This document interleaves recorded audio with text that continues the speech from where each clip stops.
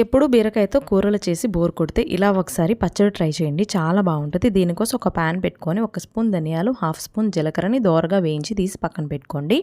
ఇప్పుడు అదే ప్యాన్లో ఒక 2-3 స్పూన్ల వరకు ఆయిల్ వేసుకొని ఇలాగ పచ్చిమిరపకాయలు కానీ ఎండుమిరపకాయలు కానీ మీ కారానికి తగ్గట్టు వేయించి తీసి పక్కన పెట్టుకోండి. ఇప్పుడు అదే ప్యాన్లోనే తరిగి పెట్టుకున్న ఈ బీరకాయని ఒక 1/2 కేజీ వరకు ఉంటుందండి.